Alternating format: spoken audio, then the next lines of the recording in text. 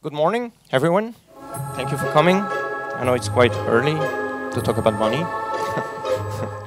But while crowdfunding is an important matter, over the last few years, some money was injected in the film industry in a way that was not anticipated. And this injection of money had results on the industry today. It started for the geeks, for very small, but obviously, and we will see it over the panel, some big movies were also funded, and they got a lot of benefits from crowdfunding. Of course, we're in Cannes with that Le Marché du Film. My name is Domenico Laporta. I'm editor of Cineuropa.org, so my main job is promoting European cinema. So you might think, what am I doing here? I have also a company dealing with campaigns, crowdfunding campaigns. We are helping directors to achieve this, to really reach their goal and have their form of art be funded by private backers. So I will quickly introduce you to our speakers today. Those are like the major players, not only in Europe, but also in the world. So we'll start with Dan Schubren. That was pretty good. Okay, Dan is from Kickstarter. Maybe you can tell us a little bit about what you do sure. there? So if you're not familiar with Kickstarter, we're a creative funding platform, crowdfunding platform. We've been around since 2010. We are a platform specifically for creative projects like film. Film is one of 15 categories on the site, so it's everything from music to video games to design and technology projects that are getting created. The basic principle is, and I'm sure most of you guys know this, you set out to create something, some work of art, and you rally an audience to get you there. I've been with Kickstarter for about a year. Before that, I worked at the IFP in Brooklyn, which is a film nonprofit. And we at Kickstarter really see ourselves as advocates for artists and for filmmakers. A lot of us are filmmakers and creators ourselves. And what I do there is, along with two colleagues, head up the film department, which is a very diverse job. It is a lot of traveling the world, talking to filmmakers about their projects.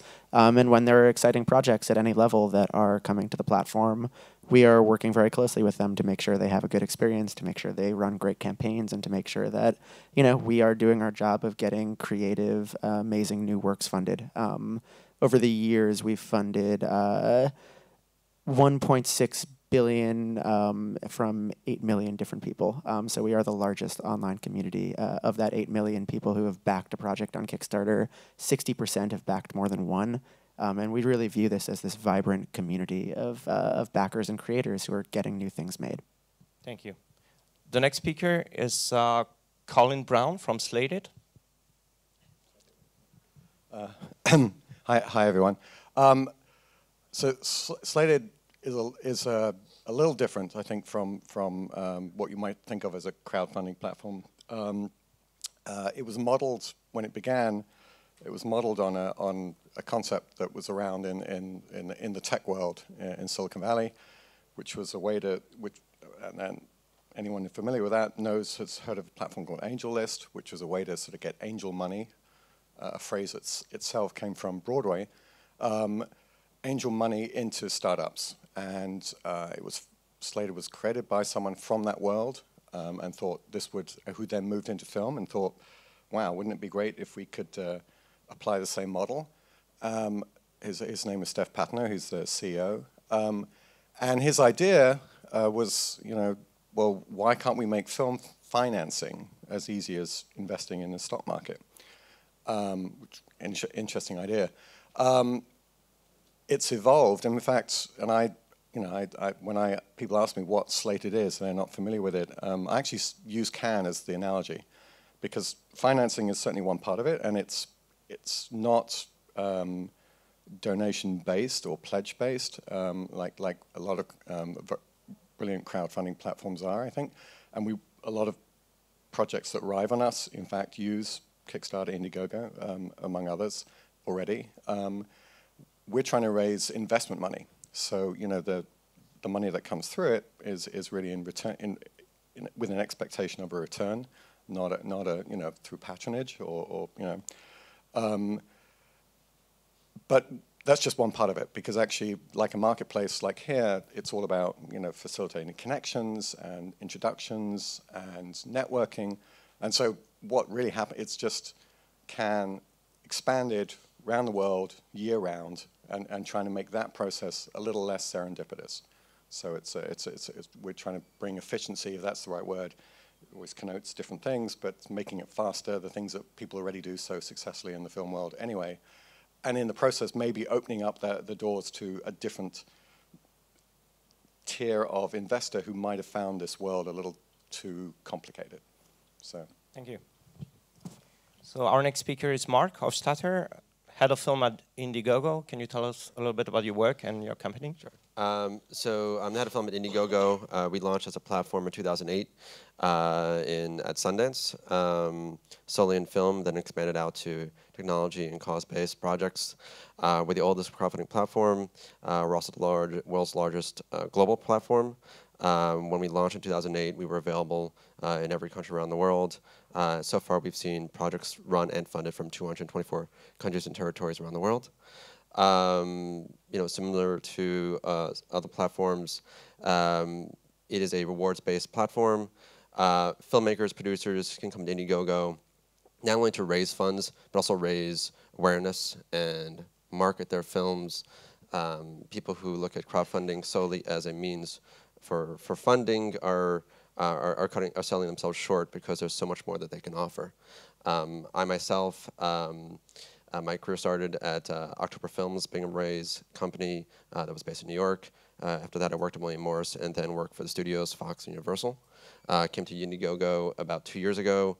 There are 5 members of our team, Los Angeles, New York, Toronto, and London. And also we have been working not just with the filmmakers, but also creators. As an online platform, we are seeing many valuable and talented individuals coming from the online communities, YouTube and so forth. And so that makes up a large part of our demographic as well. Thank you. So our next 2 speakers are from France. Mathieu Maire-Duposé, Managing Director at Ulule. Can you tell us a little bit about the platform? Yes, Ulule is a worldwide platform too. We are in 7 languages now.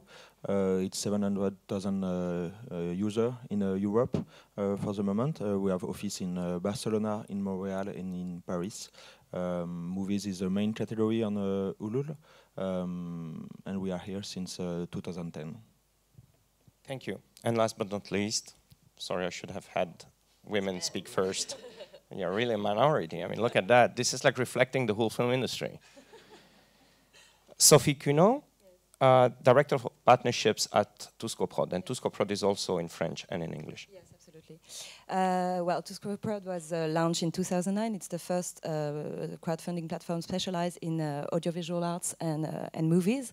And well, we welcome every kind of formats on the platform. Might it be feature films, documentaries, web documentaries, short films, everything. And actually, when we started, we had a mixed combination for the models. We were equity-based. We had an equity-based model and also a reward-based model. So we tried that for 2 years, and we changed directions when we realized that well, the idea of doing equity was based on the idea that a movie is going to make money in theaters, and that was not the wrong that was not the good hypothesis to start an equity-based crowdfunding model. So we actually 1 upon 10 movies in France is making money. So we shifted directions, and we became a reward-based crowdfunding platform. So that's it. So at the beginning, we were just taking a few movies, like we would take 10 movies and accompany them the whole campaign. And now we changed models, and we just have this reward-based crowdfunding model. And we work on, we've been welcoming more than 450 movies on the platform. So this is well, figures are a little less than the other platforms, but we also have a strong suit that is coaching and yeah, we will talk about okay. that. Yes, right. Thank you. So this is how we're going to do this. I will jump in with some questions, but the floor is really open. The idea is really to address the questions of the people that are practicing crowdfunding. So if you have already managed a campaign or you are planning to do it, please don't hesitate. You raise your hand. I think there will be a microphone. Yes. Yes, but let me first start with a few questions. I know you're very impatient, and then we will get back to you. Okay. So first, so that people can really differentiate the different platforms here. Kickstarter obviously has more than films. Tuscoprot is only movies, so those are both extremities that are very different. But what's happening in between? I mean, Slated is also about movies only. Yes. Can you? Yeah, sorry. Yes, it's only movies for now, but television is going to be the next step. Okay. How about Indiegogo? What is the percentage? The percentage of film versus other categories. And when I'm saying film, I'm more focused on feature films. Yeah. Maybe not shorts, even though a lot of shorts are using crowdfunding platforms. So in the 7 years of the company, we've seen approximately 40,000 projects, film and video, that have been funded through the platform. Regarding feature length, they make up the wide majority of those films. Documentaries. When you say they have been funded, it means that they reach their goal? They've received. So we have two methods of funding. We have fixed, which is an all or nothing proposition. We also have flexible, which is keep what you raise, and our filmmakers find that most usable in the post-production process, where every dollar counts. For example, we had. I'll give you a perfect example of a couple of documentaries that use a flexible funding model, didn't reach their goal, and still achieved. There was a documentary last year. It made a number of top 10 lists in America called Elaine Stritch, Shoot Me. It raised only about 30% of its goal. Film made it still made it to theaters. We had a film that was at Toronto this past year called Cub, out of Belgium. Again, raised only a portion of its film, but found I did that campaign. You didn't know that. And so those 40,000, they have received some form of funding. As I said, most of them are feature length, more skewing towards documentary, because they're lower budget, obviously, and they're more niche, so they're easier to fund. Thank you. Mathieu? Most of the projects on Ulule are short movies for now. We have a few stories with features movies, but it's more difficult for features movies, specifically in France, because the whole managing system of cinema and funding in cinema is very difficult. Producers are not really looking for crowd. They are more looking for other producers and for help from the state, etc. So there's just a few stories on Ulule. The workload on Ulule is a features movie. It's 700,000 euros, but it's a very specific project. So when a producer wants to make a film, pre-production is very important. I mean, you spend a lot of time on this, and somehow you can have the feeling that if you go through to a crowdfunding platform, you can go a little bit too fast to just put the project out there and not be prepared enough. What are you guys doing in terms of preparation, not only of the producers, but the whole project? Because sometimes it's about hiring someone to deal with this. It's not the producer's job. It's a new form of profession to deal with crowdfunding. It really is. And the most important thing to know when you're embarking on a crowdfunding campaign is to have a strategy and have a plan, and to spend a good amount of time prepping for what is a your good goal amount? might be. We usually recommend 3 to 4 weeks on if you're really doing a blockbuster campaign. It could be more than that. If it's going to be, I've worked on plenty of campaigns that were on Kickstarter. It's not so much about usually raising the entire budget of your entire film, because obviously that can be a very difficult thing to do. It's more about figuring out when this is most effective, to Mark's point, both as an audience building and marketing opportunity as much as it is about a financing opportunity, figuring out when you both have the need to raise a certain amount of money for some stage of the film and a want to kind of announce and introduce this project and begin sharing it with audiences. So, if you're trying to raise $100,000 for production, that could be very different than if you're trying to raise $15,000 to buy your ticket to a film festival and fly your cast out. On those small campaigns, we've definitely seen them come together very quickly. The process of planning the campaign and actually building the page is fairly straightforward, and I'm sure you guys are aware of it.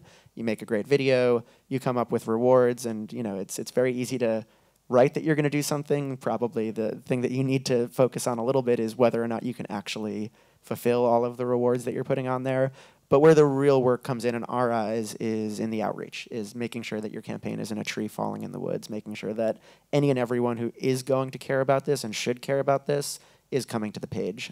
So that's really probably what we focus and coach most on, and where a lot of the energy goes into is coming up with a strategy that, you know, is more than just a Kickstarter-specific outreach strategy, but is really a strategy of how you're getting this out into the world. Are you scouting for projects? I mean, sometimes you see it in markets, something like that, like a project that you go to and say you should come on. Absolutely. You know, I think that Kickstarter specifically had the good fortune of kind of blowing up. You know, it was 2013, and Veronica Mars and Spike Lee and all of these amazing filmmakers were coming to the platform. Spike Lee literally wrote in to our online customer service line and was like, "Hey guys, anyone there? I'm Spike Lee. I'd love to do a project." So we did have this good fortune of it kind of doing, you know, a lot of the work done for us in terms of finding great artists.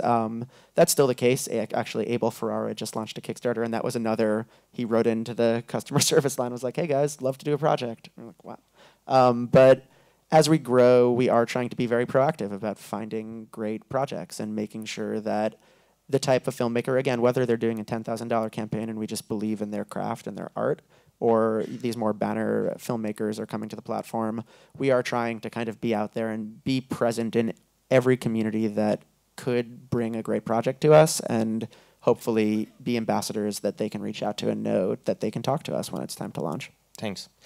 Is anyone here having a whole different approach? I mean, I know there's some coaching. I mean, you're doing a lot of coaching. You're doing a lot of coaching too. What is it about? We are coaching every creator projects on Ulule. So it means that you cannot launch the project without the coaching process? Yes, definitely. We are looking at every project on the platform before launching to help the creator projects to succeed his project. So we are going to help him to understand how it works, what kind of money he can raise, what kind of rewards he can create, how he can communicate on his project. And we are going to coach him before we launch his campaign and during all the process of the campaign after. So we have a success rate which is 67%, which was on the highest on the platform in the world. Because creators project needs help to understand how it works. So we talked about success rate, we talked about stars. I mean, Spike Lee, Zach Braff, people like that coming to your platform. I mean, obviously it was attractive for a lot of people. But we haven't talked about, it is success in terms of reaching the money, but then they have to deal with the rewards and they have to deal with the criticism. And a lot of fans that are hungry. I mean, Zach Braff had almost 50,000 people really getting at him after the movie was financed, and he had a hard time. He even said that he will never do this again. So it's not quite a success story for him. Yeah, you know, Zach Braff is definitely, it's probably the name I hear most in meetings, and definitely a divisive figure, I think. Spike Lee also talked about that. Yeah, Spike Lee, well, what was great about the Spike Lee campaign was I think by the end of it, he went so far out of his way, I think, to try to address criticism, and that campaign was amazing to me in that you could write him a message and he would write you back. He was really plugged into the matrix on that one. And, you know, being from the New York film community and knowing Spike Lee, I don't know that there's anybody out there who's given as much of himself to filmmakers as Spike Lee. I think the big criticism that we all see when there are these kind of like banner projects launching from very known names, you know, as I'm sure a lot of you guys might think, oh, aren't these guys taking money and attention away from filmmakers who really need it? With Spike Lee specifically, he had this great quote that he said midway through the campaign, which was, look, even I've been making films for 20 years. If I tried to make Malcolm X today, they would have put him in a superhero costume.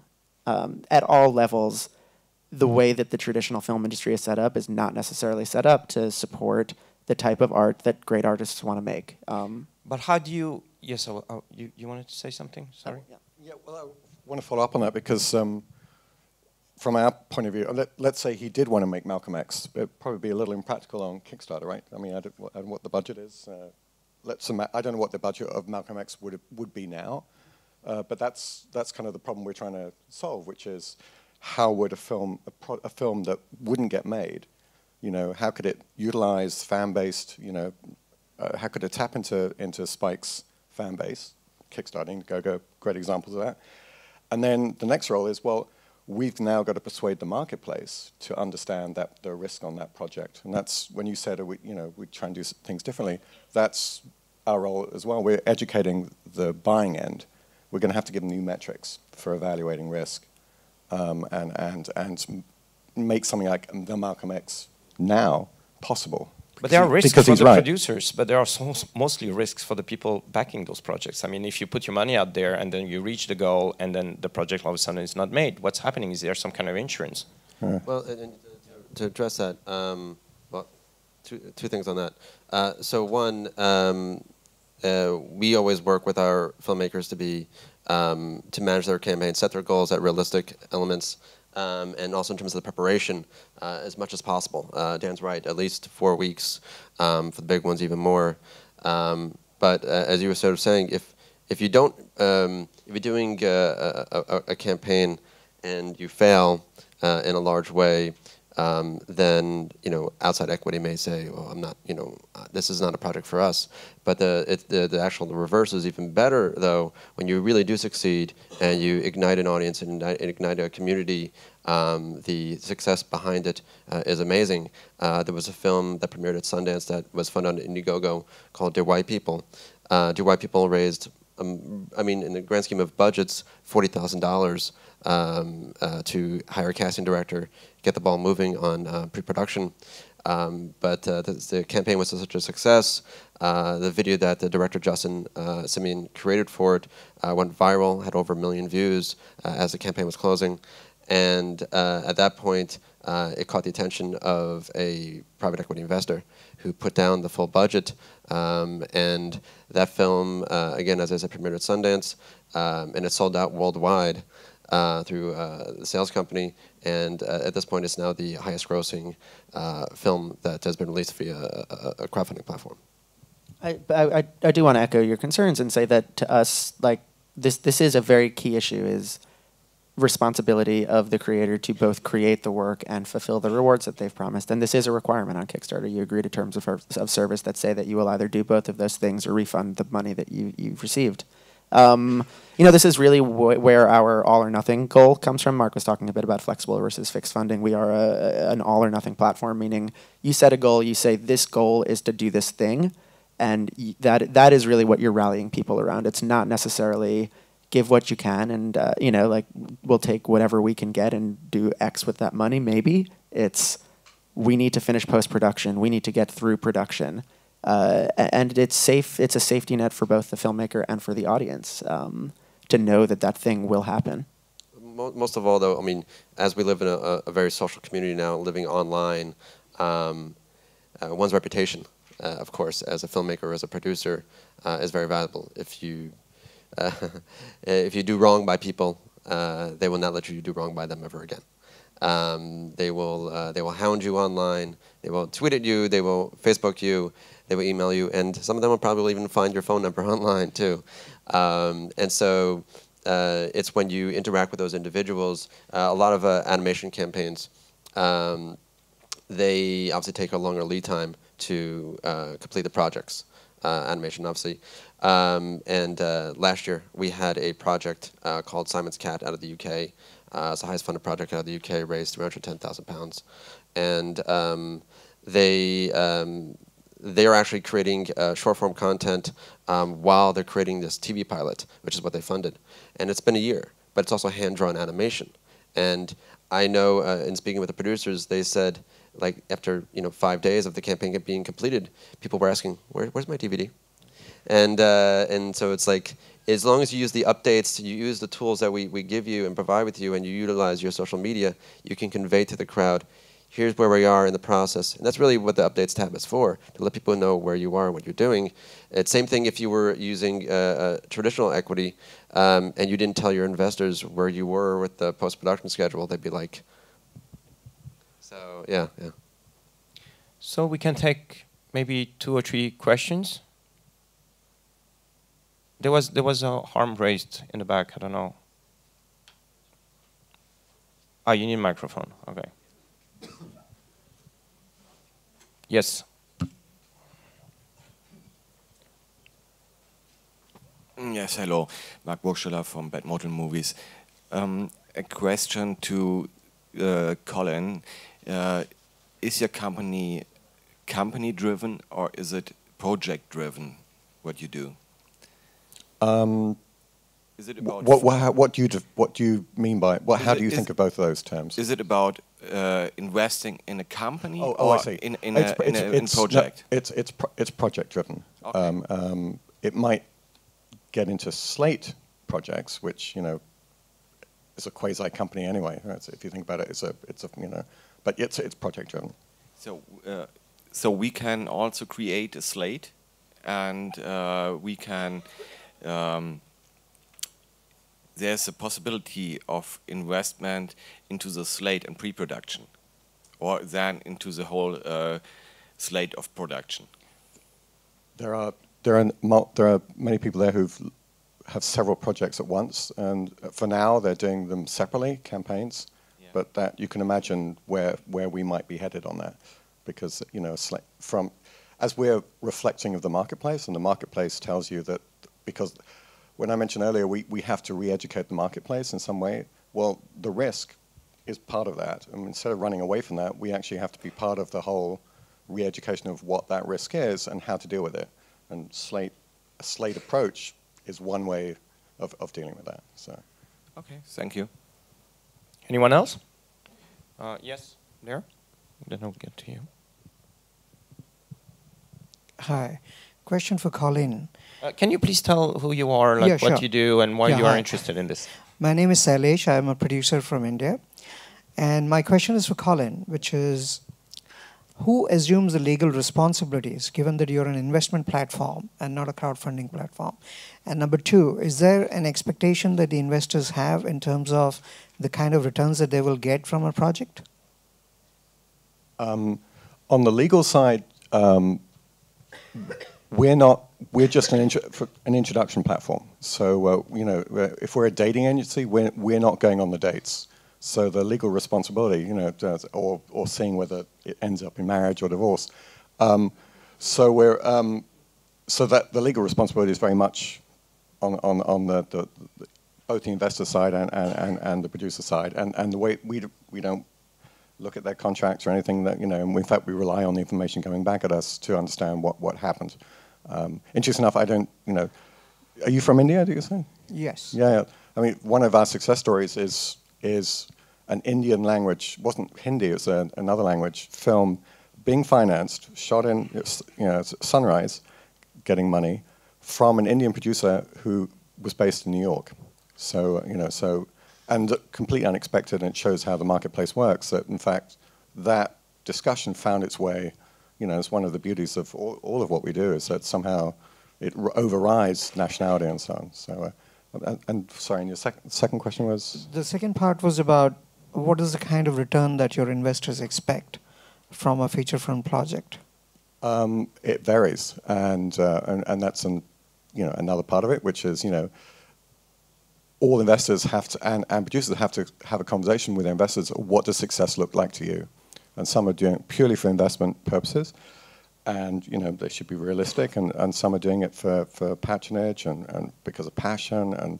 And success means different things. And it's not just a return. It's really. But it's not reward based. I mean, you don't have you're not offering rewards. So it's funny that we had two questions. The first two questions were about your platform, which is more reassuring for the regular producers. I mean, it's halfway between the regular crowdfunding. This is actually not crowdfunding what you are doing, because it's not the crowd. Those are not the people that would actually go and watch your films.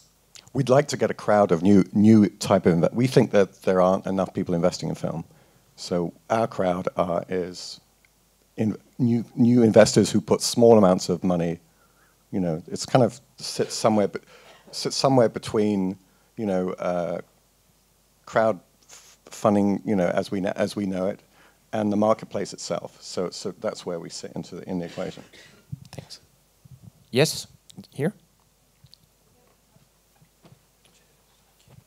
Hi there, my name is Johnny Bunning. I work for Raven Banner Entertainment as their community manager doing marketing. So we have a Kickstarter running during the market which is called Sky Sharks. My questions are really for Kickstarter and Indiegogo, just advising filmmakers and teams on how crowdfunding can really come into the marketplace. So for example, we've done deals on the film already, and Sky Sharks are sold to Germany. as I'm part of that team, I'm very nervous of releasing that information to the public. It's like when you hear Sony, does that alienate people from wanting to donate money? And I've also seen an Indiegogo that took an advert out on the back page of one of the trades as well. I'm just curious if you knew about that and what their approach was with their campaign, spending the money on that advert, and if it's going to be effective for them at a marketplace. Well, I just want to shout out and say that the Sky Sharks is a great campaign. It launched as part of our German launch, which happened last week. We are now online and available in Germany for creators to launch projects, and this was one of the projects that we launched with, and these guys have been working with one of my colleagues on it, and it's going really fantastic, and I'd encourage everyone to check this campaign out. I do get this question a lot about how to kind of position this and how to position other kinds of traction that are happening in tandem with a campaign and how to kind of leverage the success that you're having on Kickstarter towards further success. I wouldn't be afraid of sharing information with your backers about what's happening with the project. People are getting involved in this because they want to see you succeed and because they want to see this film. It's all about creating a very inclusive kind of curtain opening view into the life of this project. I think to share the news that you're selling territories and that this film, partially probably thanks to the traction that you've got via crowdfunding, is now going to have a lot of success out in the world is something that the vast majority of your audience is going to be quite excited about. The one thing that I'm very interested in that you touched on a bit is how much kind of like market and trade sources and press hits can kind of translate into success on campaigns. It's really varying, I'd say. I think the opposite is probably more easy to have come true, is that success on Kickstarter, that somebody who you're meeting with Googles and sees is a good thing. And certainly at my previous job, when I would see campaigns that had raised $40,000, $50,000 on Kickstarter, I would kind of say, wow, this must be real. There's an audience waiting for this. The opposite being, does an article in Variety, does an article in Hollywood Reporter or an ad translate to success on a crowdfunding platform? My instinct is probably not. I myself have run a Kickstarter campaign. We got a lot of great press from the kind of like film industry. It certainly lends credibility and it certainly lends a prestige to the project. But because our industry is so inundated with these things, I haven't seen it in a lot of cases translate to money coming in. Where money would come in is if you can kind of get press that is very intrinsically tied to your project. So if you're making a documentary about fencing or about a magician, the magician community doesn't see crowdfunding every day, and to them, that might be much more exciting than an article in the trades that we're kind of seeing on a daily basis. Maybe, Sophie, is it something that you would recommend? Because you're in charge of partnerships to projects, do you recommend that they should do some regular advertisement as well? Because that costs money. I mean, it's money you take out of the campaign. That's not what we are advising. And actually, regarding what is Facebook ads or ads in general, yes, we have to address the community. And if it doesn't target the community in the right way, you won't have any money coming in. So that's not what I would advise, actually. I would advise more to go to the press and have articles and get to the media and be specific about the communities more than doing ads. Thanks. Yes, there was a question here, the lady.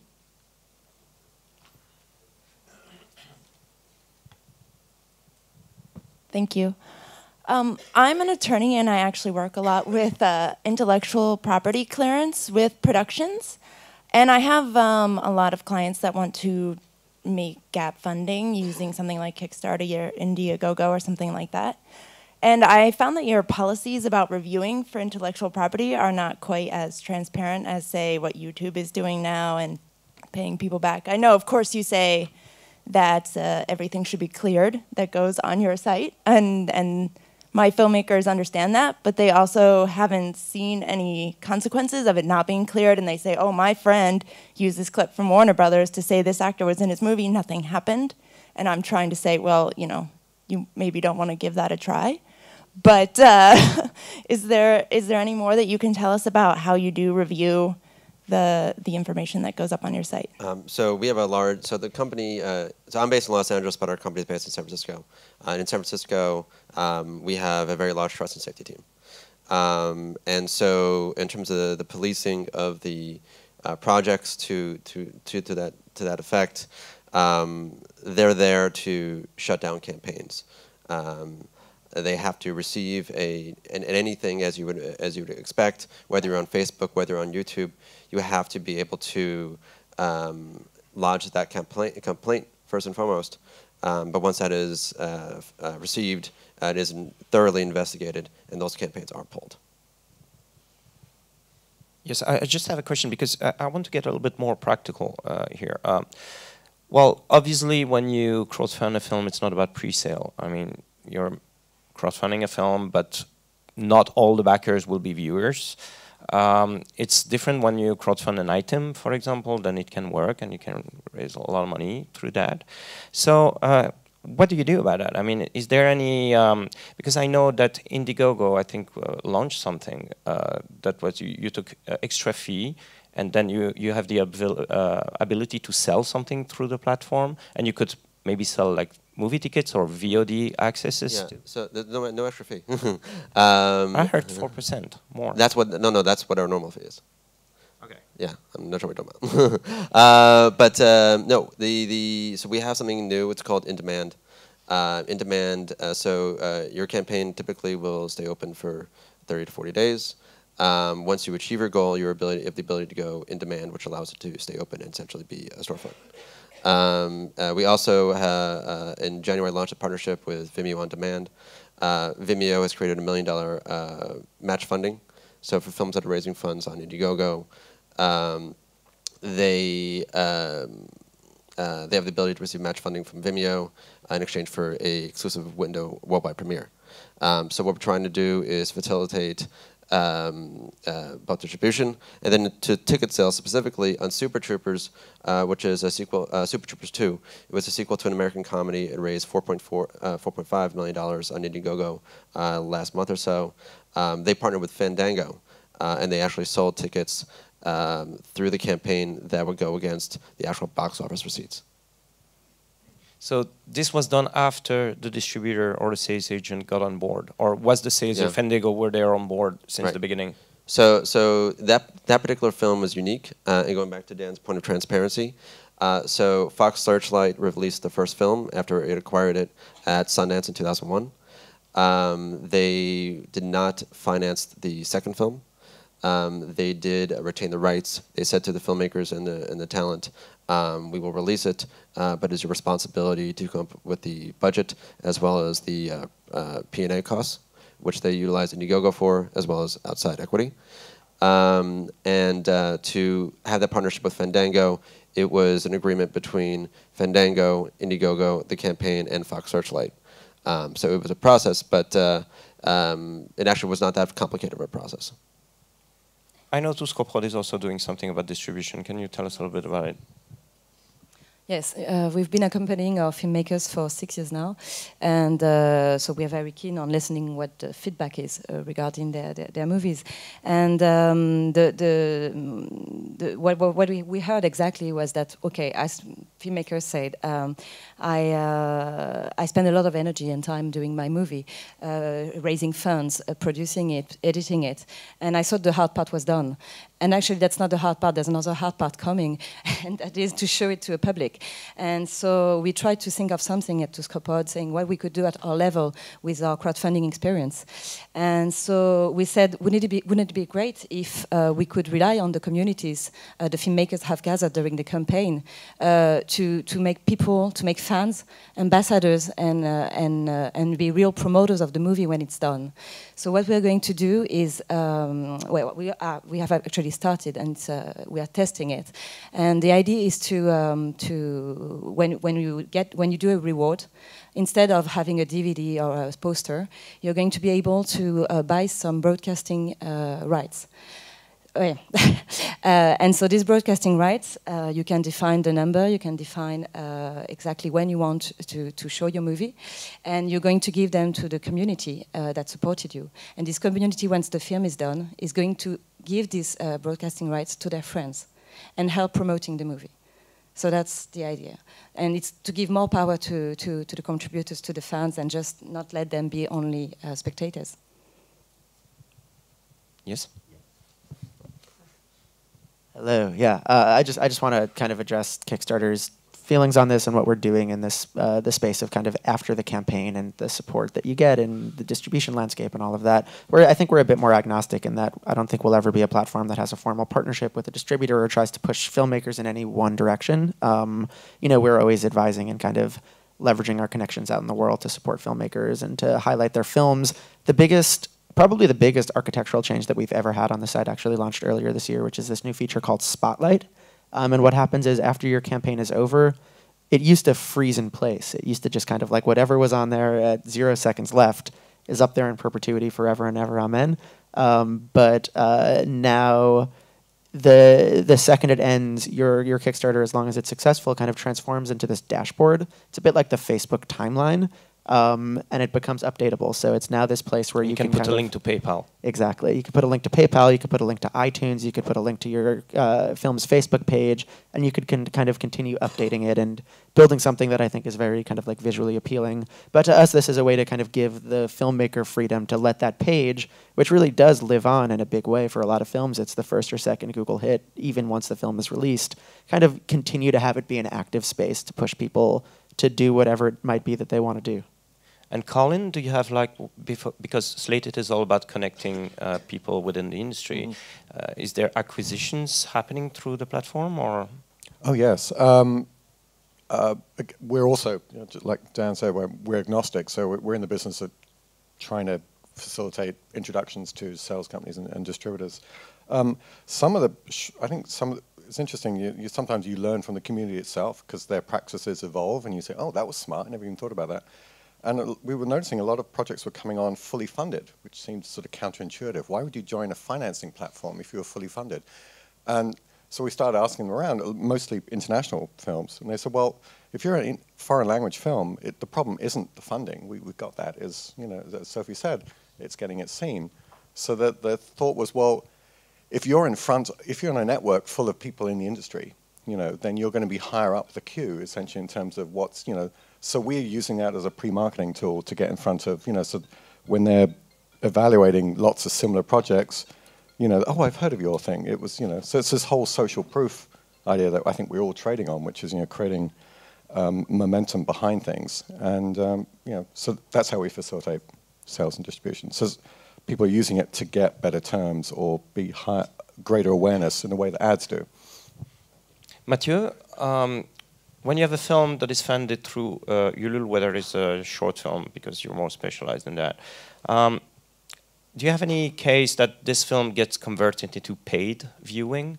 I mean, once the movie is done, especially for shorts, it's very difficult to market that and to broadcast that. So do you have any examples that they straight from the community they had on Ulule, they converted those people in viewers?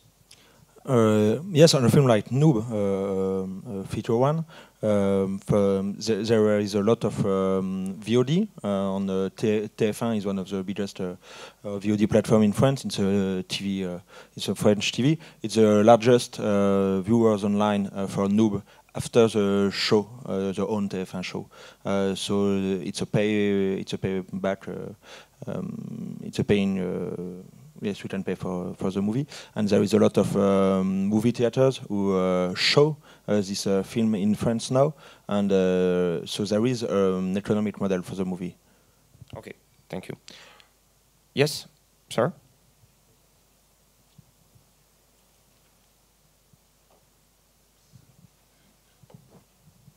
Thank you very much. My name is Albert Egbe. I'm a writer-producer. I just want to ask members of the panel, has anyone ever worked with an African producer or African project? I understand and appreciate that most of your work would be with European or American. And if you have worked with any African producer, I'd like to know your experience. And also whether anybody would be interested in an African project, especially one with that is international in content and nature. Thank you. That also asks the question of how do you get to the platform? I know Kickstarter didn't launch in France yet, for example, so if I'm a French producer, I don't have access to it. So what's happening with Africa? Yes. So we've been available in all African countries since we launched in 2008. Short answer is were available there. We had filmmakers come through there. It's interesting. You raise an interesting question. So you're talking about how the film has an international reach, and so we're, as a global platform, we see where the strongest campaigns are coming from, both in terms of how much they raise, but also how many from that native country are funding it. Right now, the top 5 are USA, Canada, UK, Australia, and Germany. At the moment, there's no African country within the top 10, and that's again, that could be a cultural thing in terms of people funding online projects, but in terms of the films themselves, regardless of their core base in terms of the geographical elements. If they have a story, they have a story to tell that, as you said, is international in base, then they will transcend. I know there was a film called Zero Charisma out of Austin, Texas. It's very niche. It's an indie comedy about Dungeons and Dragons to some degree. And the filmmakers told me they got a $5,000 contribution from Sweden. And Sweden happens to be a big gaming community. A lot of gaming companies out there. So it really just comes down to the project, and you can receive funding from anywhere. Yes. Yeah. So Kickstarter, we are a global platform in the sense that you can and people do back projects from anywhere in the world, including Antarctica. There's one guy over there who is actually a serial backer of Kickstarter projects. We really want to meet him, but it might be hard to get to him. People can back projects and have from 226 different countries. So we're truly a global platform. We're a bit more measured in where and how we launch for people to be able to create projects. We don't, I think theoretically we could just flip this switch and have it be active everywhere in the world. We like to kind of take our time and do measured launches. For instance, we just launched in Germany last week. We really put a lot of staff resources towards doing that launch in the right way. We sent a large team out there to kind of do a whirlwind tour of Germany and to kind of begin educating the local artists about how to use this platform most effectively. We really kind of tried to build roots within the community, and we queued up 101 projects to launch on day one that raised over 200,000 euros in one day. And localization, translation, these are all things that take time and resources, and we really do put a lot of energy to doing them right. We're actually launching in France in less than 2 weeks, so this is another one that we've been working on for quite a while. We have a roadmap for the entire world, and we do intend to be over and in the entire world within the next 2 years. But we are kind of rolling out in a very measured way. That's not to say that we don't have great projects that appeal to Africa, to Japan, to Asia, to most anywhere. It's very project dependent. Of the 3 films that we have here at Cannes, one is a documentary called Sembene about the seminal African filmmaker. And this was one where a lot of the money was coming from Africa, as you would expect. They launched via a US bank account, and one of the filmmakers is an American citizen, which is how that project was able to launch. So there will be the possibility to have a presentation page of the project in multi-language? You, as the creator, choose the language that you want. You have to choose one. You cannot You do have to translate choose it. one. We've seen really good kind of workarounds to that on the site. For instance, Alejandro Jodorowsky, the filmmaker, launched a Kickstarter project this year. He's a Chilean filmmaker, but he really has a global reach, and his producers are Japanese, so it was important to them to have the page in Japanese. He lives in France, so we needed some French in there.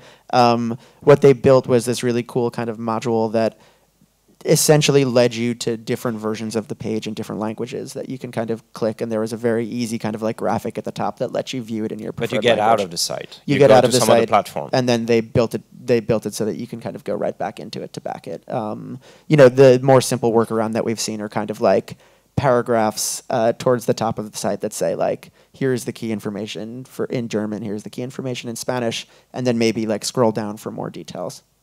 Can we talk a little bit about, well, as I said before, so it's not about pre-sales, but what kind of rewards are the most appealing to backers? Because of course it's about a great story, it's about a great script, it's about actors that are nice and the video that is appealing. But also, crowdfunders, they want to get something in return. So what has been working best when it comes to film? In your experience, I mean. So everybody could talk about this. Yeah, but I'll quickly. The film itself, People want the film.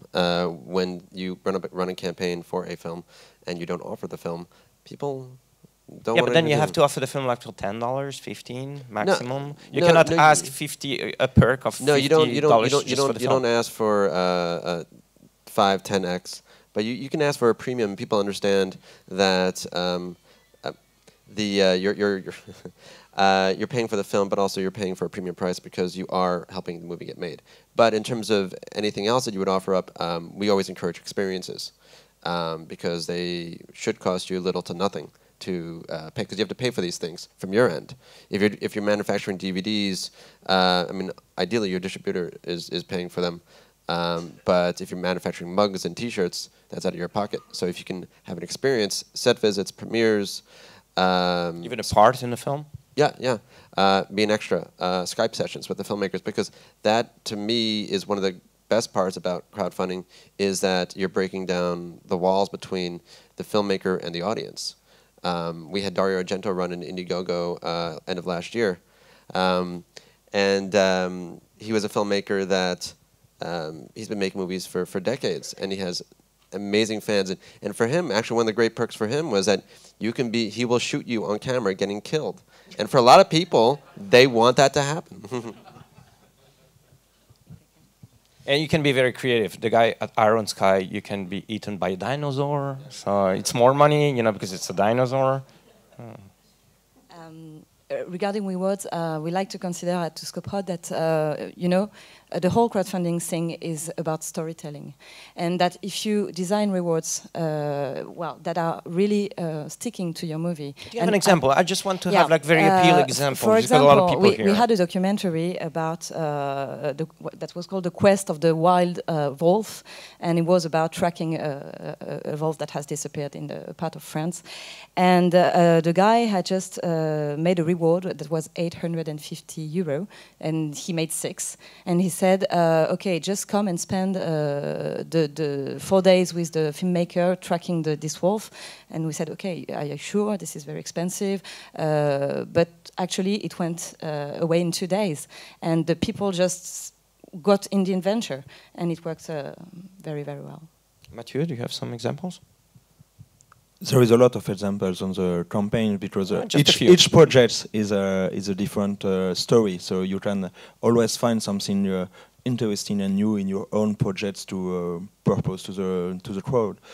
We have the film in Cannes, Night Fair, which is a very man film. So there is a lot of fight and cascade and the cascade. Stunts and a lot of stunts, and you can go to see how the stunts are made on the movie for a few days. So for people who didn't know movies, who didn't work in this industry, it's very interesting to have access to this kind of purpose. So this is typically something that producers don't think about. I mean, most of the time you say, okay, but what can I offer? I don't have money. It's what I'm asking for. So what can I offer? So this is when someone like campaign manager has to step in and be creative. Maybe you can tell us something about it. Yeah, I think it should be things, and remember that they're priced at all levels. So what you're giving to somebody who can only give $5 is very different than what you're giving to somebody who can give $10. But they should all be things that invite people, like we're all saying, into the process in real, kind of tangible, beautiful ways that they wouldn't have been able to do if they had just seen that film in a theater. They should also be intrinsically tied to the film itself. One of my favorite recent Kickstarters that just knocked it out of the park with rewards, to the point where like Gawker was writing articles specifically about how great the rewards were, was a documentary about the American author Joan Didion. This was a documentary being made by her family. Every reward on that campaign was an invitation to Joan Didion's fan base and audience to understand her and her work in a more meaningful way. So that was everything from PDF lists, and remember, if you can have it be digital so you don't break your back with shipping and all of the time that goes into that. Everything from PDF lists of her favorite books that you need to read before you die to recipes, since she throws these amazing dinner parties, these glamorous New York dinner parties. They literally made a digital Joan Didion cookbook. And these are things that are very easy to put together. Other things like write a love letter to Joan Didion about her work, and it will be read to her by her family. All the way up to books from her personal library at higher end, to the highest tiered reward, which was a pair of her iconic sunglasses. Yes, we'll take a question from the audience. There were a gentleman here. Hi, I'm Young Kim from South Korea.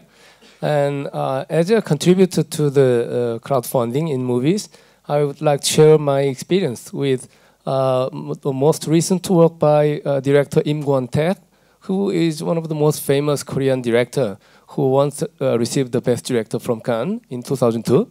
But lately, even the famous director like him has difficulty raising funds. So I sponsored $100 for his most recent movie, which is on the film market this year, Revivre. And in Korea, typically they offer reward like this: one poster, which they mailed me, two invitations for me and my wife for the screening prior to the box office opening, which we couldn't go because the notice was so short. And the third one is the DVD. So in value, it may total about $50. I sponsored $100, so about 50%. So that's in Korea. I think that's more than fair.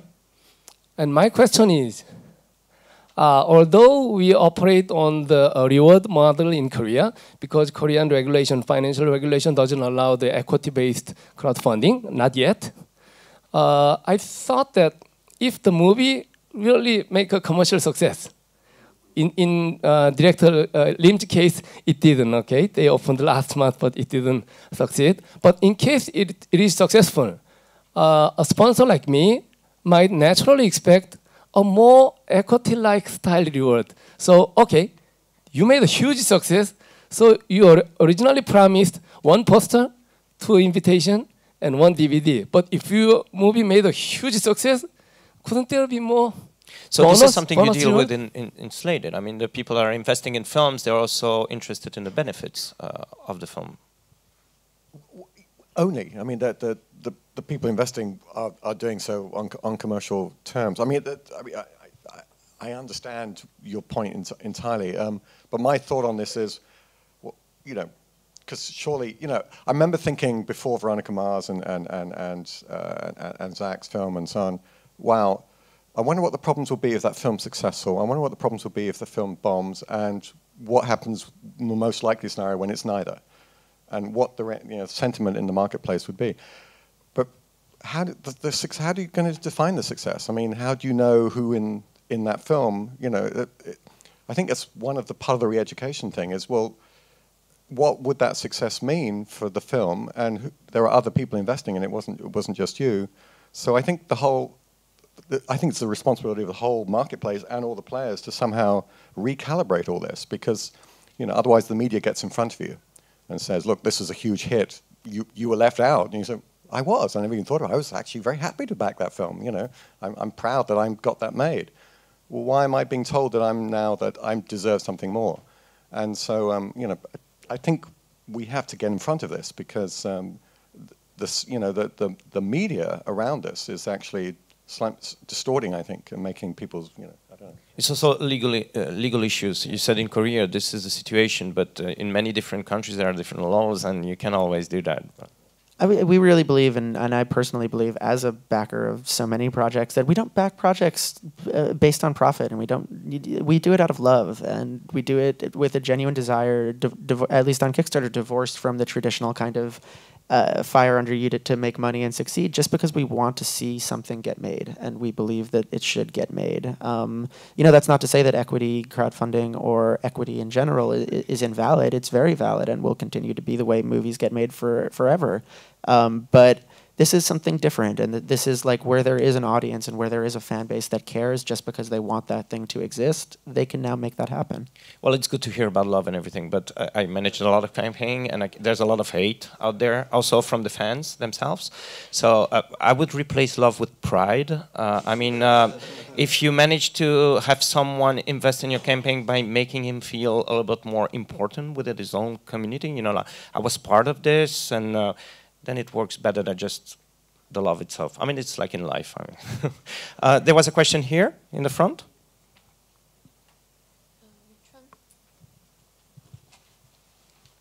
Thank you. My name is Valeria Richter. I work for a training organization called Torino Film Lab. where we work with audience design, you know, trying to reach out and find out who your audience is, especially for art house films. I'm kind of wondering, with the headline, maximizing the potential of crowdfunding in the production process. We've been talking a lot about the financing. Do you have any examples, or where, you know, from the creative side, that, because that also takes energy and effort, and the filmmaker needs to be in on maybe having some sort of dialogue? Or I was wondering if you had any kind of cases there. Yeah, I would say we've talked about financing far too much. You know, to us it really is. Financing is one aspect of it, and honestly is the reason why people usually come to crowdfunding, is because they have this need that they need to fill financially. I have heard, and we still have an hour. It's okay. Oh, thank God. Wow, this is a long one. Good thing I have 2 bottles of water. We really believe that what is impactful in the long term on a project is this kind of more ethereal kind of relationship that you can build with your community and your audience, and have this kind of conversation with them that wasn't possible before, keeping them in the loop and keeping them as a real part of the production process. And we really do hear, I'd say, from like 95% of people that what they remember 3 years down the road from this experience isn't necessarily that dollar sum, it's that number of people that came on board and that number of people that they were able to then translate into supporters long-term for not only the film but for their career. I just had a drink last night with the filmmakers behind a film called Kung Fury, which is also out here in Cannes. This is an amazing success story, a short film that raised $600,000 on Kickstarter, and it is the most insane, amazing, crazy short film. They raised from over 10,000 people, and to hear the director talk about it, he was like, he was emotional and telling us about like this community of people that he found, like that was the game changer for him. He's releasing the film for free online next week on YouTube, partially just as like a thank you to this amazing swell of generosity and support. But then when you want to promote crowdfunding to a regular old school producer and you show him Kung Fury or show him Iron Sky or Once Upon a Time in Jerusalem, films like that, then he says, this crowdfunding is not for me. This is for the craziness. This is for the geeks. This is for, you know, the gore films or over-the-top movies. Mm-hmm. So in a way, you have to balance those examples also with, right? So my question is any kind of film suitable for crowdfunding? I can take it, and I'm sure you guys all have your opinions as well. Everybody should talk about this, yes. I think yes and no. I think that we make films because we have a story to tell, and presumably that story, you want to connect it with an audience. That said, I do very often tell people, I don't know that you're going to get what you want out of crowdfunding and out of Kickstarter. It's the difference between having a story that sounds great, that, you know, once the film is made and you have a trailer that you can show and you can say, like, now come see it in the theater, versus a film where there is some kind of niche or some kind of built-in contingent that you can tap into. That doesn't need to be gore or geeks or fanboys. That could be a social issue. That could be a community. That could just be run on the name of a filmmaker with a track record at every level, whether they've gone to Sundance, South by Southwest, or if they're Alejandro Jodorowsky or Abel Ferrara. You know, but what we do, and probably, like I said at the beginning, the majority of my time is really getting people to think very strategically about what their films might be about, who their audiences are in a very specific way, not college kids, but you know, this type of college kid who reads this blog, who goes to, you know, this store every day, and then coming up with strategies for how you can kind of start to bring those people on board. Can you have an opinion of everyone about that question? A few years ago, we did some research on films that arrived on Slated looking for equity that already had done campaigns on donation based, and we were looking at, you know, what the amount of money they were raising, had raised, and what they were still looking to raise for, because we knew the budgets of their projects, and it was like 90%. There was usually it was 91% they still needed after the rewards thing. But what the point about that was, of that, you know, the 8.85% that had been raised, the majority of that figure was dominated by 2 films at the time, both of whom were based on existing properties. So that, you know, but this is 2 years ago. I think, and this whole place is evolving. So I think, you know, it was easy, you know, just like with documentaries, probably easier to do equity crowdfunding, I think, than narrative films, because you've got something easier to sell to investors. It's a cause rather than, you know, breaking down a story. But to answer your question about audience data and knowledge, I think the spread of those projects is going to increase. People are going to learn, now that the concept has been validated, that different kinds of non-fan-based things are going to find their way through it, and then eventually everything will be there, and we'll also be able to track the return on the audience, essentially, of films that have been, so that you can now then go to the marketplace and say, look, instead of looking for the proof of, I don't know, a lab being involved or something like that, you then say, look, it was on this platform, it motivated these people, it had this number, and you can then trade that to an investor and say, this is now, Maybe I was not clear enough. I mean, let's say I'm Michael Haneke and I was to crowdfund Amour, okay? So obviously a great film, a lot of appraisal and everything, but how do you sell that to the audience for a crowdfunding campaign? It's a very fair question. Again, going back to Dario Argento, he's a filmmaker in his mid-70s, and I think he freely admits that the last few films have not been as strong. But he You're also talking about Sandman. Sandman. Yeah. But it came down to he was taking a lot of those jobs for hire. And he recognized that his career was sort of towards the latter part of it, and he knew that he wanted to reach out to his fans and say, basically, give me that one more shot, give me that chance. I know that I'll be able to prove it to you. You've been a fan of mine for decades. I've given you so much joy. I hope that you will give me the joy of completing this one last film. Currently funding on Indiegogo is a film called The Other Side of the Wind. It's Orson Welles' final film that was never completed. It's 45 years in the making. Behind the film are a young producer named Philip Grimshaw, as well as Frank Marshall, who is normally Spielberg's producing partner. He was a line producer on the film originally, and Peter Bogdanovich. They're all supporting the film. And that was a very interesting conversation at the start, because as you were saying, it was for someone like Frank Marshall, who produces Jurassic Park, it was very foreign to him.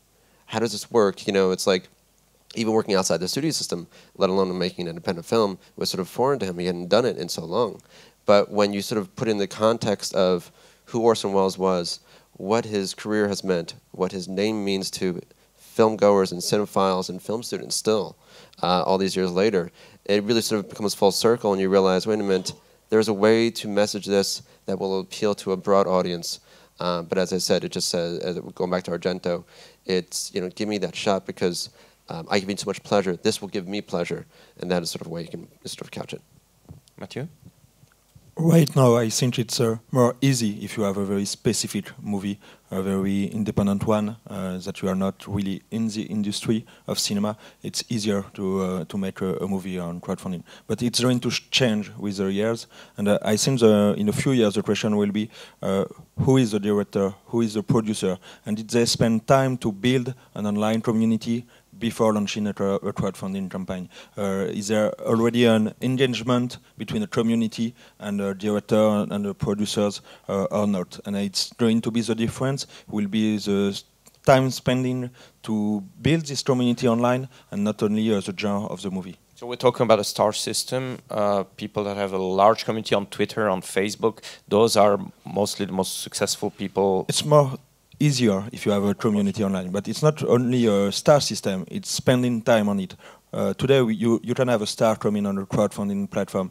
If the engagement with the community is not fair, if he's not spending time to talk with the community, as Spike Lee you said before, it won't work because people want this engagement, and it is important to spend time on it. And for producers now, they are not talking with the community, they are not talking with the audience, and they have to learn to do that for the years coming, because they are going to have to need this if they want to crowdfund project later. And we have examples of that. Björk failed with a crowdfunding campaign, and she was a huge star, and she had a large community, but she was not offering something that was appealing enough. The deal wasn't fair for and the it was fans. not fair, yeah.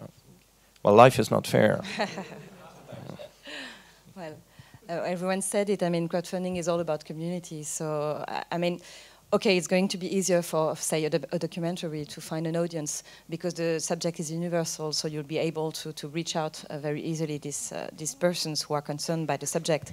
It's going to be more difficult, for example, for a movie, with a feature film with fiction, and you have to understand what the story is about. Sometimes it's not so clear, sometimes the filmmaker is not known.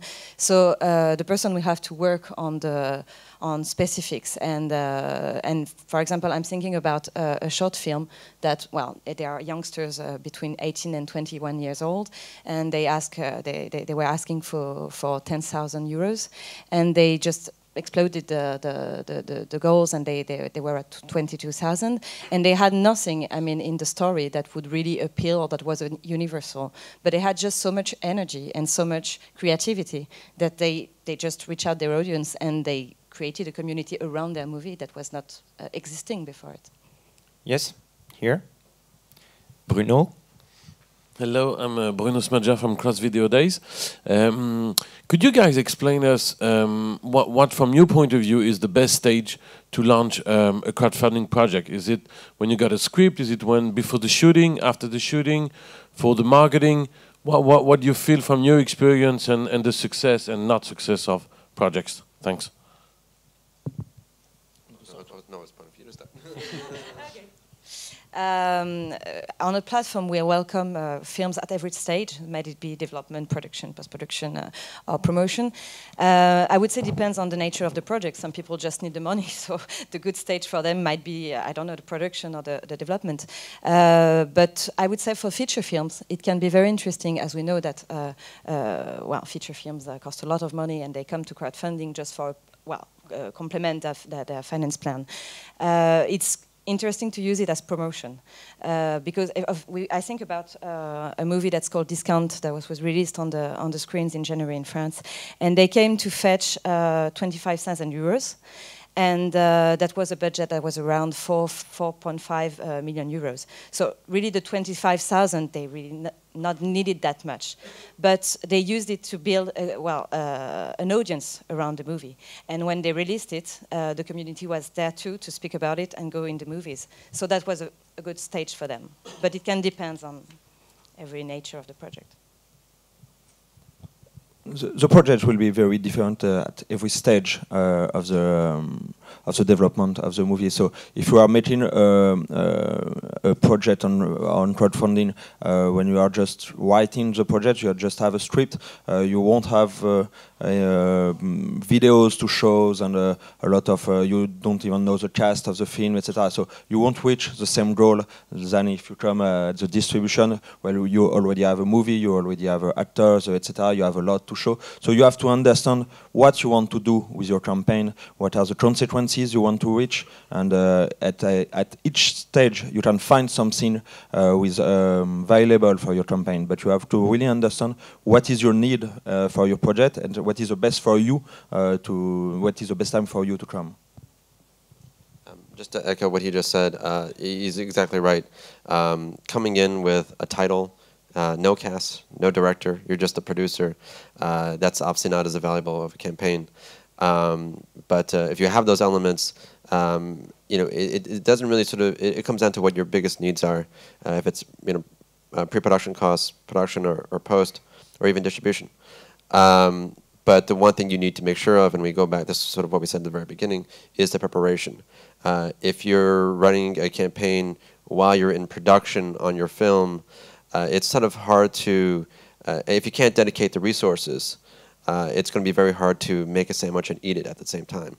So I recommend that you put down the mayonnaise and just wait until the movie's finished production, and then you can roll into a post-production campaign.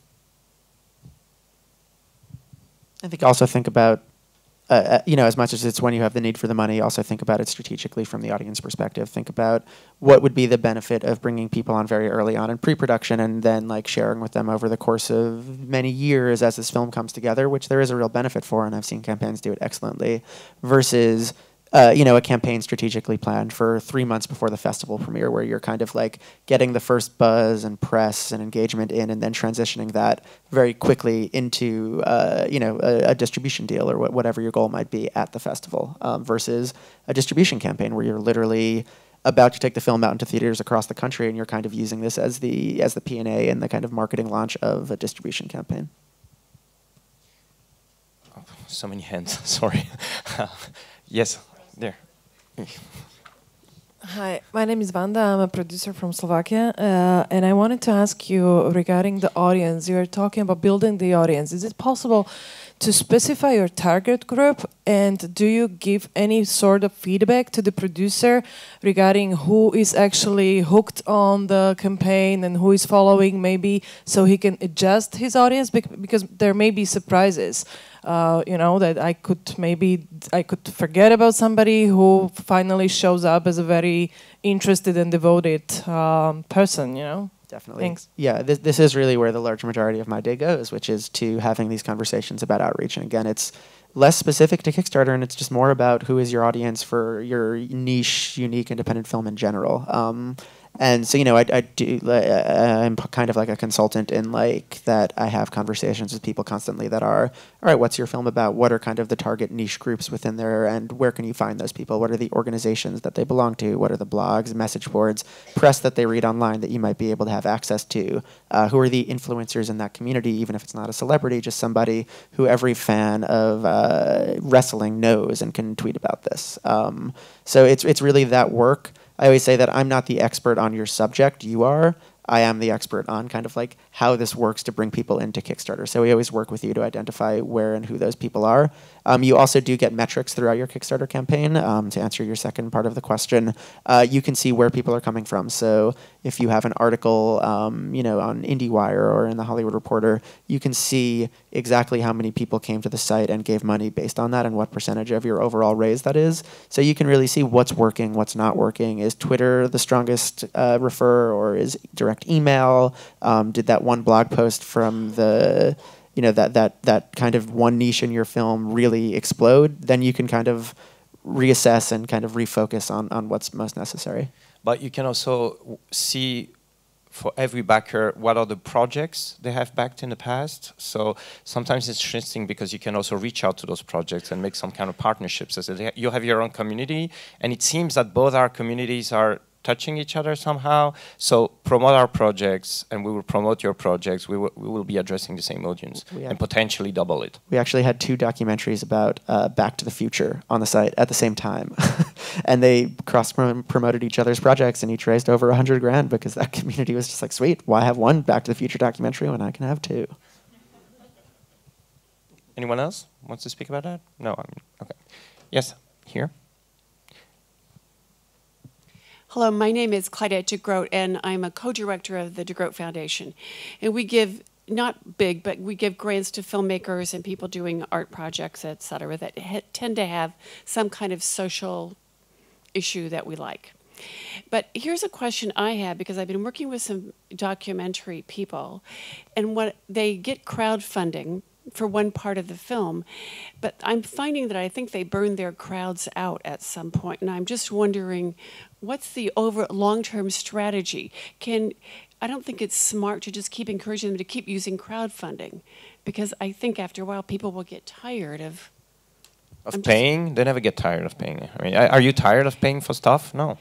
No, but I wonder if you can burn out a crowd, or if they need to get more strategic as they go along, or do they just keep relying on the same crowd essentially?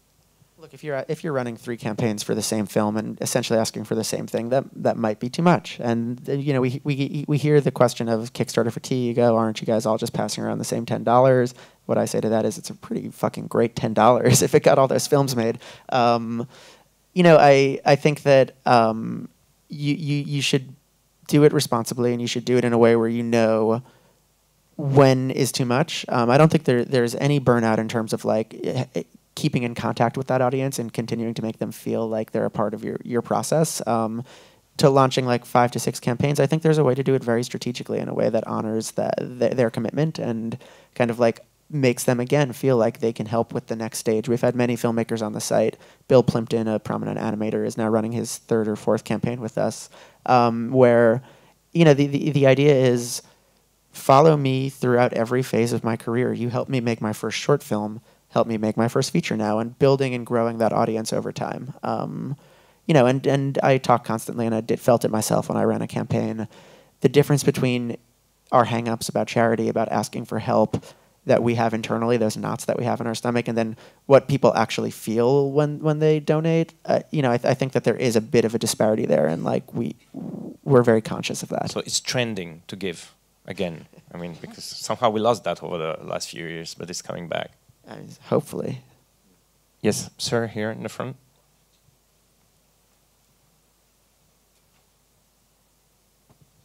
Hi, my name's Tony Cabral. I'm a filmmaker from Chicago, Illinois. And my question is actually very specific for Colin because I am familiar with Slated. I'm actually a member of Slated. But I know that the platform is different because it is more of, in a sense, a social network between investors and filmmakers and so forth. But what is, especially for Slated, because I know that it kind of skipped right past you on that question, what is the right time and the procedure for loading a film to Slated?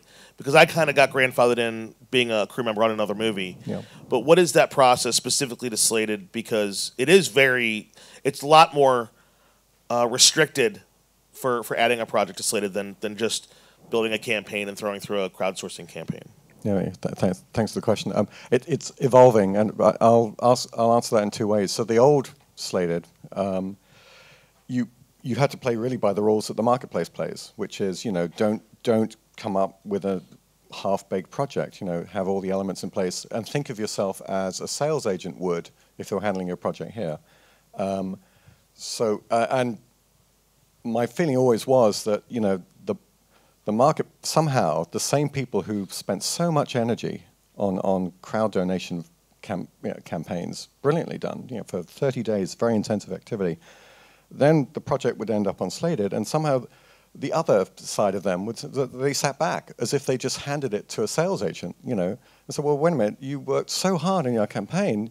Now, I'm not saying it's 30 days, because now you've got to, you know, it's a longer term thing. You're not, in 30 days, you're not going to raise $10 million from people. But, you know, think like your own agent. We're not the agent, we're a marketplace. So, you know, at least use some of the tricks that you learned from you know, and the engagement and, you know, actively find the people who are going to, you think, you know, identify them, find them, engage with them, think about that, think about the kind of the pacing of that, you know, and where it's going to reach. But, you know, be active. You know, we're helping you, but we're not selling your film, which I think, you know, so people say. So that's the first thing. What we're now evolving to, though, is that projects very early on, in fact, it's, you know, without the packaging elements, because in the end, you know, that we're stuck with the same catch-22 that the marketplace is. That is, you say, well, in a sense, we were just making faster the projects that would have got made anyway, right? So you say, well, that's great, but we're not adding. So, you know, we've got to get films made that would never get made by market rules, because the market rules are getting much more restrictive. We see all that around. You know, I mean, you know, just a macro view, there's more money than ever about to go into film, but they're spending less of it. So we got this catch-22, because if you got the goods, you can get the equity. But what the goods are is rapidly narrowing. We're seeing this in the marketplace here because it's so cast-driven. So we've got to break that cycle. So we're now going earlier into the process and we're finding a way to reevaluate the value of scripts, you know, that before the elements are attached, and you'll see some movement on that in the next few weeks. You have the microphone. Yeah. It's your turn. I keep it. I'm Valérie Gann. I'm an independent journalist for mainly Écran Total in France. And I have a question about what happens. Domenico asked the question, but you didn't really answer. What happens if a campaign is succeed and after the project is not done? How do you deal with that kind? Do you have examples? Maybe not nominated, but what happens? I have the examples. risk. What is how do you share the risk with the contributors? Well, this risk. Yeah. So obviously, whether you're Indiegogo or any of these other platforms, filmmakers are coming to complete the projects and get them made. Similar to Kickstarter's terms of service, you have an obligation to fulfill what you promised to your crowd. And if you do not, refunding is something that you are required to do. but again, I go back to sort of what I was saying earlier. There are films that, for whatever reason, they receive their funding and they just cannot be completed. If the director passes away in a tragic accident, that film is, well, the producers could find another director, yeah. But it really just goes back to your messaging, because again, your reputation is on the line, and if you are someone who's contributing to a campaign are dissatisfied with how the process is going, or that you have not heard. I particularly heard from somebody who they hadn't gotten their DVDs yet. And it had been about 4 or 5 months since the movie had been released in theaters. And I directly contacted the producer. I also brought in our trust and safety team. As I mentioned, they're there to ensure quality assurance, and we resolved the matter. So there are systems in place to support you, the contributor, and you as the filmmaker or producer retain a moral obligation to fulfill the film and your perks, and if you cannot, you have to explain to your crowd why. It's a notion of trust and risk all the time, but this is maybe not what you see first when you go to see that video where they say it's fantastic, this is what we will do, there are holograms everywhere, and then in the end, oh, we don't know how to make holograms, sorry. There were projects like that. I mean, in the end, they raised a lot of money on something that was not feasible. And this is what I was saying in the beginning about pre-production. The research amount of time spent on the pre-production is not the same. So it's like with Iron Sky. It's a finished film. They ran 2 Indiegogos. The first one raised $200,000, and it was to help craft their presentation reel, which they utilized in the second campaign. There is more. Yeah, there's more. They use several platforms. Exactly, yeah. And they use an equity crowdfunding platform as well. And through it all, Timo, the director, was very transparent. Here's what I'm doing. Here's what I'm achieving. And he had even more success each time he did it. You want to add something? Yeah, I was going to share a very similar example, which was a project that we had called Star Trek Ex Honor, which is a Star Trek fan film. They raised over $600,000 to begin pre-production and begin the development process of this film, which is utilizing a lot of the cast from the actual Star Trek universe. Had an amazing community built around there. They are basically at a stage now where they didn't make the film, but they built a studio. And so for a fan who might be saying, "Oh, I'm impatient. Where is kind of my film and my download?" The producer of this project actually runs something called the Captain's Blog, where literally every day he's posting a new update. And the most meaningful of those updates is literally him standing on like the brig in the actual Star Trek studio that he built to kind of say, the film might not be done, but look what we made happen. Like, look what we made tangible. So I really do think it's about communication and engagement. We have. When you set up your Kickstarter, you select an estimated date of delivery, and that estimated date of delivery very often changes, sometimes for good reasons. Exactly. So if you say digital download in June 2015, but then you get picked up by IFC Films and they say, no, you can't deliver until December 2015, the large majority of your backers, as long as you're keeping them in the loop and telling them why that's a very good thing for this thing that they helped create, will understand. But you're talking about the delivery of the film, but there are a lot of other deliveries, the rewards. And so I want to insist on that because this is what I was facing in every project I was involved with. Your main priority once you reach your goal is to deliver the rewards. It's not to make the film. First, you have to satisfy the fan because this is very good word of mouth for you. And if you're saying, oh, we said we will give you T-shirts, but wait until the film is done because we have other priorities now. So they will start being very hangry, and then this word of mouth will become like very, very destructive for the project. And that starts with you when you determine your rewards, and that's why it's so important to be so strategic. The story that we tell all the time is LeVar Burton, who launched his Reading Rainbow campaign on Kickstarter, which is another one of our kind of banner campaigns. When he came to the site and shared a draft with us, he had said that he was going to have he had limited the reward to 1,000 lunches with him, and we said, LeVar, you're going to eat a lot of lunch over the next year. And he said, oh, that's true, actually. Maybe that should be, yeah. Exactly. Well, you follow me around and you'll see. But so it's really about being very strategic and coming up with things that you're considering shipping, you're considering the time, and you're not turning what was a film production into a fulfillment house. Yes? Hi, my name's Katrina Drummond, and I'm an animator from Australia. And I was just wondering if any of you have noticed any distinct differences when dealing with animation projects in contrast to live action with crowdfunding, and do you think there are any different strategies animation projects should take? Thank you. Yeah, so as I mentioned earlier, they take longer to obviously fulfill in terms of the film itself. So obviously being very transparent about that and reminding people, because sometimes, again, they forget, and your hands can only move so fast. But I've always seen the most successful ones have some form of proof of concept, some visual representation. It's great to have some graphic design, as in some images, but if you have the ability to provide some sort of short sizzle reel, or even if just a couple of quick moments.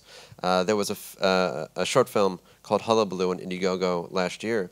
They were trying to raise $80,000, and in their pitch video they had a sizzle of some scenes from the short, and it was amazing. And they quickly overfunded, and they ended up raising over $400,000, and now we're going to make 5 of them. But it goes back to that particular pitch video and what the visual representation they had in that video. It went viral, Entertainment Weekly picked it up, and it went across all sites, but it goes back to being able to have some visual representation of your work. Yes, here in the front. Hi. Wait for the microphone, please. Hi, my name is Davide D'Alessandro. I'm a Canadian interim financier. And my business partner here and I have a new revenue model for films.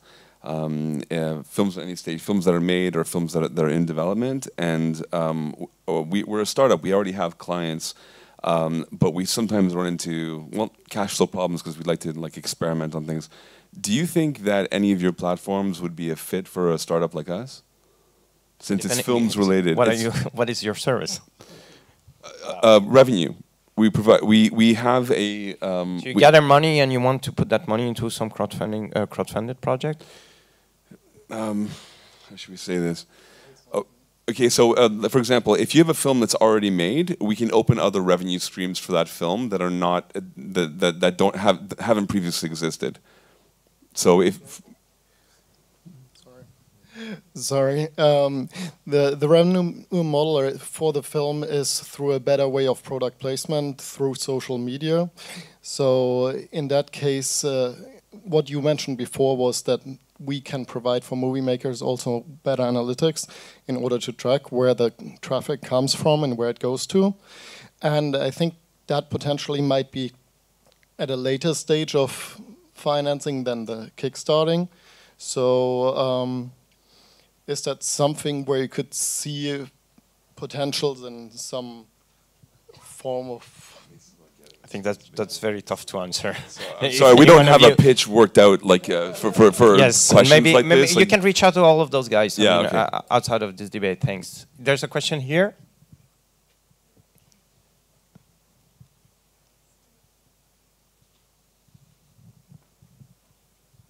Hi, thanks. My name is Luc Tonga, and I'm working for a new film financing initiative. Just want to say first that what I've learned from business is that there is no love, there is only proofs of love. So and hate, I said hate as well. And hate, and there are many proof of hate, for sure. Just curious to know regarding the average success of projects on your platforms, and having an idea about what is the average amount of money raised, because you have mentioned big numbers, 600,000 euros or 1 million, but what is in a way the truth that newcomers may expect, and what did you find out regarding your database analytics that the average project has reached? So your answer will define who's going to use your platform. So we define success as being able to receive funds and move forward in your project. So as I said earlier, because we use two funding models, fixed, all or nothing, and flexible, keep what you raise, we see projects that utilize the flexible funding model that perhaps don't reach their goal, but are still able to complete their film because they're able to take away money that perhaps they would not have been able to do so if they had only raised 75% of their goal on an all or nothing proposition. So that's how we define success, moving forward with your project. In terms of how much they raise, so you're right. Not every project's going to raise $500,000 or 600,000 euros. The average film is, especially for first-timers, we're talking probably around the $15,000 to $25,000 range. It all comes down to what is your film. Documentaries are different than the narrative. Shorts are different than web series. So everything is different, and so we're talking about different sort of gradations in between. But that cannot be your goal. I mean, if you're only reaching 25,000, you cannot say, this is my goal to achieve. So what do you offer for 25,000 to the audience? So what do you... yeah, what is the goal? How do you define the goal? When you are asking for 25,000 and then you have a film to make. Yeah. So what do you offer? So it goes back to either proof of concepts, or you say that you are going to go out to cast or hire a casting director. So it's very being, as you said, being very clear about what your goals are. If you say, oh, you're going to make a movie for $25,000, you could, Paranormal Activity, you can, or Blair Witch, you could do that. Because they have to feel that the goal is achieved. Yes. I mean, so very having like the goal clearly defined is the key. And that's also one of the things that we haven't touched upon. As somebody who's contributing to a campaign, it's the same thing when you use eBay or any sort of transactional platform or marketplace platform. You as a contributor have to use your own best judgment. So what we've actually done is, again, from a trust and safety perspective, we have what we call our trust passport, where you can see that the email addresses are verified, you can see LinkedIn accounts, you can see who these people are outside of who they say that they are. And so it's for you to come in and say, here's the information in front of me. Does this seem realistic? Maybe not so much. And so that's where the quality So assurance we just have the time to actually conclude with that and have everybody speak about that specific question. I mean, what is the average amount that you can raise? What is your typical case study? Yeah, I just want to answer directly the question as well, which was what are the success rates on our site? All of our stats are totally available, updated daily, Kickstarter.com/stats. The success rate that we have on the platform is about 40%. The remarkable thing that we see is... Are you talking about films or talking about... That's across the entire site. Okay. I believe films is closer to 39%, but it skews very close. The great thing that we see, though, is the all or nothing principle that we have results in this feast or famine model.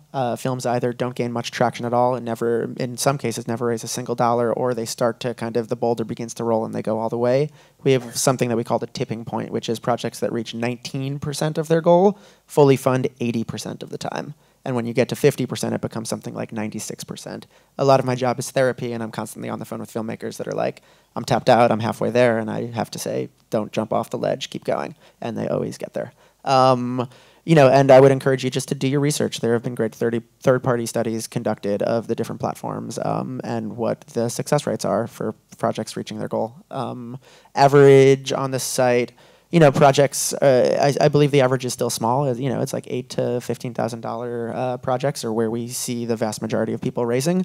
There are obviously outliers. The good thing for us is that our business model is really built on those smaller projects. We aren't kind of like thirsting for the next fix and finding the next huge filmmaker. We're a huge population of people doing small but great things. And to answer the questions that you were bringing up, it really does go back to what we've been talking about this entire time, which is very rarely are you funding your entire film on Kickstarter. You have to be very strategic about what the ask is, what stage you're doing it at, both from a marketing perspective and a financial perspective. I don't know if this is company line necessarily, but I feel a bit uncomfortable about people doing small raises very early on.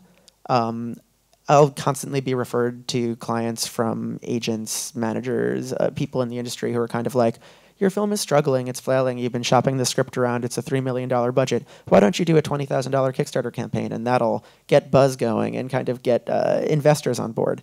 maybe not the best idea. You know, I'll very often tell people, wait until you can be a bit more sure that this is something that you're eventually going to be able to share with an audience, because there will always be that expectation, and there will always be that kind of like public-facing need to see something. Colin, can you talk about this too? Yeah, a little bit. I mean, I'm very grateful for your stats, by the way, because I use them a lot. It's fascinating. But the averages actually I found are a little sort of deceptive, because actually because there's so many, it's sort of and yet there are such high. And the same with Slated. We don't track the money coming in. We're not, as I explained before. So we're reliant on people reporting back to us. But what we do know is that of the films listed on Slated, I think last year, I think the ones that completed their funding with or without money through Slated, I think the budgets were six. I think it was a total an aggregate last year was 60 million. 24 to 30 films, somewhere in that range, have raised money directly through Slated, part of their budgets. The amount raised for that usually, single checks of 25,000 upwards. I think somebody's put in $1 million plus on a. But remember, this is a commercial site, so it's closer to the marketplace. So, those are the figures. Again with New Metric, the thing that we do track and we like is that the films, regardless of where they raise their money, the films that complete their funding on Slated, 50% of them of their introductions were made were to investors they'd never met before, and that's the thing we're interested, because that may not lead to that project being financed today, but the next one might. So it's all about the introductions for us. Anyway. Thank you. Because we have to be very quick, because there's a screening here in 10 minutes. So quickly, can you both answer that question as well, and then we will have to conclude. We also have our stats online, and the average is between $5,000 and $10,000, but it will really depend on the kind of project you have. And the success rate is 71% in audiovisual category. We have a success rate of 80%, and this was not the case 2 years ago or 3 years ago. We jumped up from 65 to 80 this year, and I believe this is really due to coaching, because we've just, what is going to be key in the discussion with the filmmaker is setting the goal. And we have strong conversations with them, because they always arrive and they have a need, and they said, I need, I don't know, 30,000 to do my movie. And we said, okay, you need 30,000, but are you sure you're going to reach your community? And are you able to raise that money? And then we work with different stretch goals, and setting the first one very low, well, not very low, but quite low, so that he's sure to get it, and then to go beyond this first goal. And we have an average raise of 8,000 euros. Okay, so I want to thank all of the speakers. This was great. Thank you all for staying, asking questions. Thank you to Le Marché du Film for organizing this. It's a little bit margin of the regular industry, so it's quite bold to do it. Thank you very much. Enjoy the festival.